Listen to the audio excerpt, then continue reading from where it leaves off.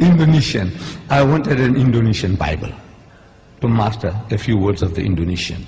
So I went to the Bible house in Durban. My city in South Africa has got a Bible house where they sell Bibles, specialize in Bibles in different languages. I want an Indonesian Bible. They said they haven't got it. Okay. I said, try Johannesburg. They might have it. So when I went to Johannesburg, I go to the Bible house in Johannesburg. And I go and search for this Indonesian Bible. And I got it. And I'm looking in the shelves, some other books. I see a New Testament, Greek and English. Like we have the Quran, Arabic and English, Greek and English, a New Testament.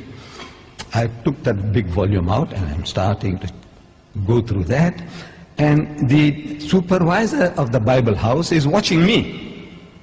You know, with this funny headgear and this beard.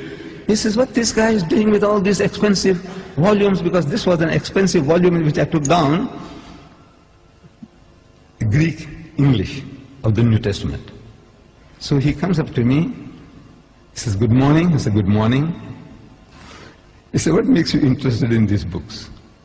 I said, no, I do comparative religion, and I have come across something here in this Greek English of the New Testament that can be of use to me. He found me an interesting character. He said, would you like to have a cup of tea with me? I said, no, I don't mind at all. So he took me into his office. I said, now, you know, we believe in Jesus. And this was something astonishing to this supervisor.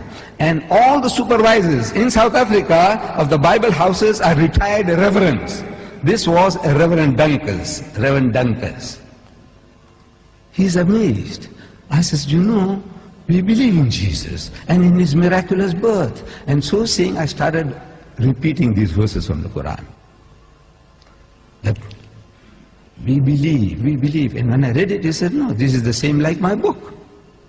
What you are saying now, that when the good news is given to Mary, the mother of Jesus, in the Holy Quran, she says, قَالَتْ رَبِّ أَنَّ يَكُونُ لِي وَلَدٌ وَلَمْ يَمْسَسْنِي بَشَرٌ. She said, oh my Lord, how can I have a child when no man has touched me? Which means physically, sexually. No man has touched me. So the angel says, قَالَ كَذَلِكَ اللَّهُ يَخْلُقُ مَا يَشَاءُ. Even so, Allah creates what He wills.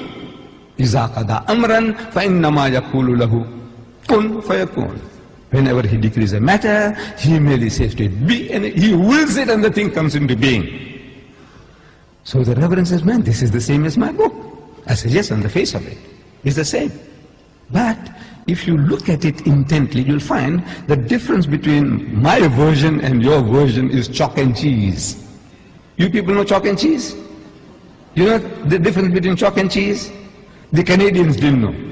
The Canadians, I'm telling you, when I went to Canada, I spoke about chalk and cheese. They didn't hear that phrase before. We, the English people in South Africa, we know, everybody knows chalk and cheese. Chalk and cheese may look like white, but it's that's poles apart. You can't eat chalk, but you can eat cheese. No? But the Canadians didn't know. The Canadians didn't know. I'm telling you.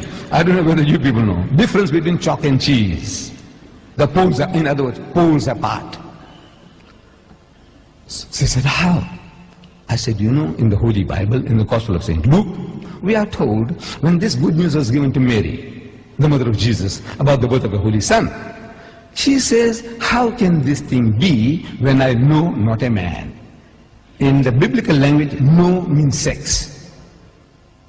No to know means knowing sexually. Not she doesn't know a man. She knows her uncle, her fathers, her neighbors. Surely she knows other men. But no. No in the biblical language means sex. In the Quran it says, no man has touched me. Again, it means not touched me, means had sex. Both the Quran and the Bible are saying the same thing. The replies to them are revealing. In the Holy Bible, the answer to Mary's protest was that the Holy Ghost will come upon thee. I'm reading the Bible to you. Luke. The Holy Ghost will come upon thee, and the power of the Most High will overshadow thee. Now that gives you a mental picture. The Holy Ghost is a person. That's what the Christians say. The Father is a person, the Son is a person, and the Holy Ghost is a person, but they're not three persons, but one person. I don't know whether you heard that expression before. But He's a person. This Holy Ghost will come on Mary. How? See, it gives you in your mind. It makes you think how. like a man and a woman, like a bull and the cow. How? The Almighty will overshadow her. How? No, it gives you a mental picture. So I'm suggesting that it gives you a mental picture. How? The Holy Ghost will come on her. We know it's a miracle. We agree it's a miracle. But the language that you're using, the language is down-to-earth language. The Quran says, وَإِذَا قَضَى أَمْرًا فَإِنَّمَا يَقُولُ لَهُ كُن فَيَكُونُ. For God to create Jesus without a human father, says kun, he says be, and it is. For him, it's just to will it, and he comes into being. So, I'm asking the Reverend, I said, now between these two versions, we are both trying to say the same thing. We are both trying to give the same message, that he was born miraculously. There's no doubt about that. But I said, which version would you prefer to give to your daughter? The Quranic version or the biblical version? We are both trying to say the same thing. He said, he bowed his head down in shame, and he said he would prefer to give the Quranic version. This is Reverend Dunkas, the head of the Bible Society in Johannesburg.